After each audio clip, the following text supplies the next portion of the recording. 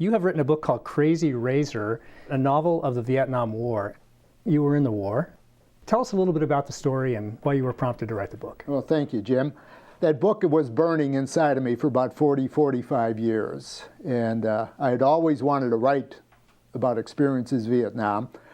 There was an author, an English author named Nicholas Monsarrat, who wrote The Cruel Sea, which is a wonderful book. He wrote it in the early 50s. And I found his diaries, and I read his diaries, and I realized that The Cruel Sea was essentially written from his diaries. So I thought, well, I can do that. Well, I retired, decided, okay, it's time to write the book. In 2010, I started writing, figuring I would do what he did, which is take my real-life experiences and turn it into a novel, make it a lot more interesting.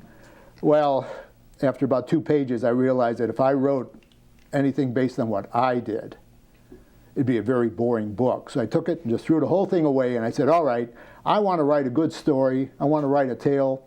I want to write something that's a little different, and I also wanted to write an anti-war novel. I didn't want to write the John Wayne glorification type of novels with the superheroes in them.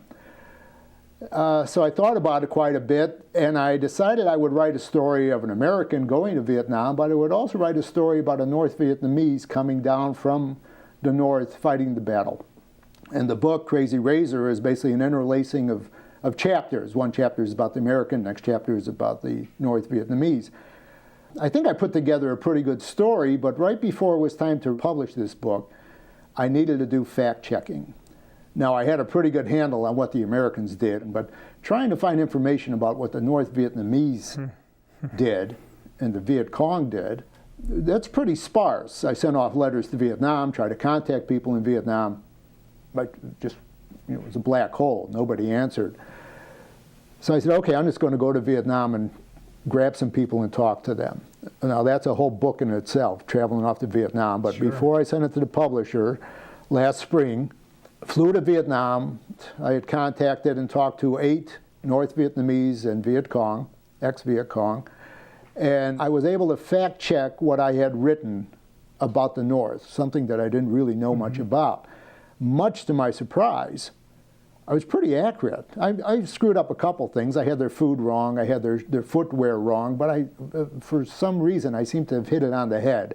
I think you just sort of apply common sense and you say, okay, how would somebody, knowing these conditions, what would they do? The big surprise was that when I got down to the south and went into the areas where I was operating, essentially the Saigon River, I figured, well, this would be like home. I had maps from 1968 that I got from the Library of Congress. I could walk around, I could look at things. I recognized absolutely nothing. Mm-hmm. Yeah. The South was more foreign to me than the North was. Well, what an experience, though, for you to be able to go back, revisit your experience, and learn so much that you didn't know. I mean, this must have been a very cathartic experience for you to write. No, I haven't gotten my hands around it yet. One of the things that hit me the most, well, one was I found myself in a room surrounded with some of these North Vietnamese Army fellows. They were not a pleasant bunch to me. I mean, I was a little afraid talking to these characters. But at the end, we wound up hugging each other, a little crying now and then. Right. It was very cathartic. The most important thing I got out of that whole visit, though, was one question I asked everybody I talked to, the 8 Vietnamese veterans and the 2 children who asked their parents. I asked them the question, did you think you'd live through this war? Did you think you would come back? And they all said no. That's a big shock. Yeah. And it occurred to me, how do you win a battle?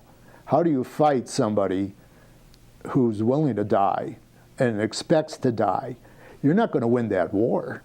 Right. And we didn't. We want to encourage our viewers to read Crazy Razor by Kenny Levin. Thank you so much for being on the show with us. Thanks for your service in Vietnam, and appreciate you coming down and talking about your book today. Well, thanks for having me, Jim. I greatly My pleasure. appreciate it.